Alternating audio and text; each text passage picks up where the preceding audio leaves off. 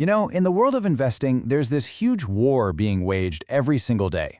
It's a battle between two completely different ways of seeing the market. Should you trust a company's real-world value, or should you trust the psychology of the crowd that's reflected in its charts? This, right here, is the great debate. So let me ask you this. When you decide to buy a stock, what kind of person are you? Are you the detective digging through all the financial reports, trying to find a company's true intrinsic worth? Or are you more of a crowd psychologist, trying to guess what everyone else is going to do next? This one question, it literally splits the entire investing world in two. And that split, well, it leads us right to two totally rival philosophies: fundamental analysis and technical analysis. These are the two opposing camps at the very heart of this whole debate. And wow, the differences are pretty stark. Fundamental analysis is all about logic. It looks at a company's assets, its earnings, its future, the real stuff, to find a stock's actual intrinsic value. Technical analysis, on the other hand, is almost all about psychology. It completely ignores the company itself and instead just studies price charts and trading volume, trying to figure out the mood of the market. So the fundamental camp, they're all about what's called the firm foundation theory. The idea is really simple. Every single stock has a true calculable value.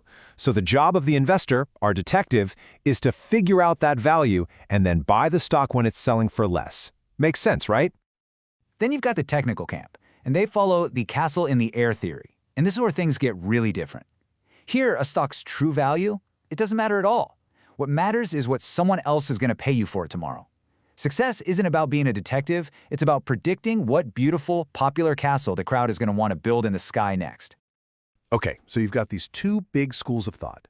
But, for decades, one of them has been treated with, well, let's just say absolute scorn by the academic and professional world. So let's look at the case against using charts. And look, the academic arguments against it are pretty powerful. The big one is the random walk hypothesis, which basically says a stock's past performance is totally useless for predicting its future. Each day's price change is its own independent event, kind of like a coin flip.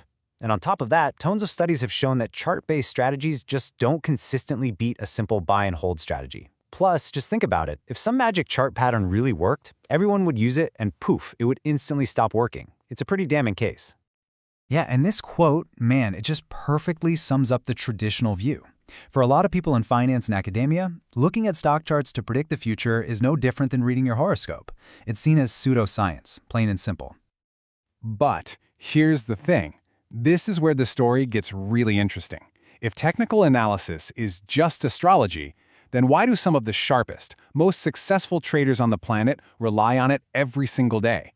There has to be more to the story, right?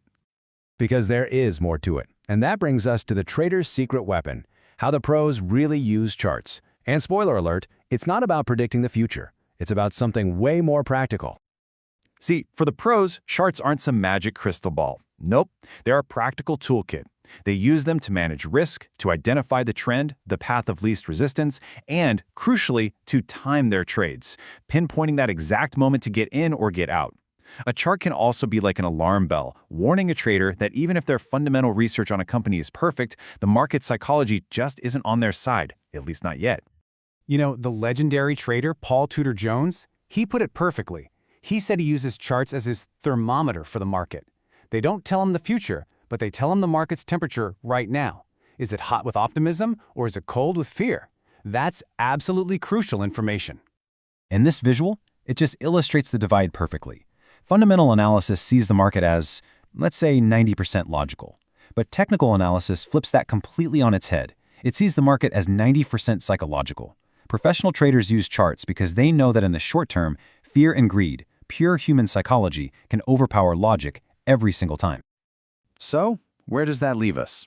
Are you forced to choose a side here, logic or psychology? Well, the surprising answer is no. Turns out, the most effective approach actually combines them. Let's talk about the techno-fundamentalist strategy.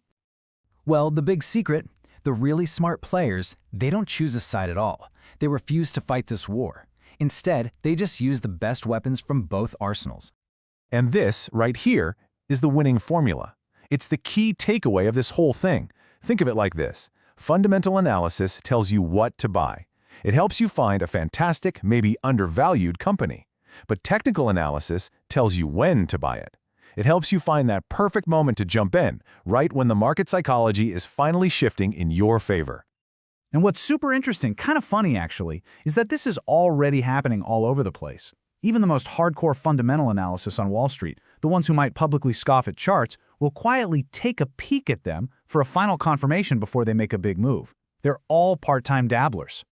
So let's wrap this up. What's the absolute simplest way to remember all this? How do you keep it straight in your head? Well, it all boils down to two simple questions. At the end of the day, it's all about the question you're asking. Fundamental analysis answers why.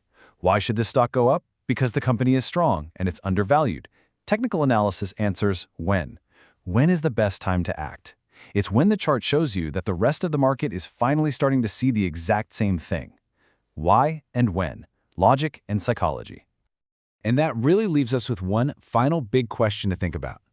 Markets aren't just spreadsheets and earnings reports. They're driven by the collective hopes and fears of millions and millions of people. So, in a market that's driven by human emotion, can you really afford to ignore psychology?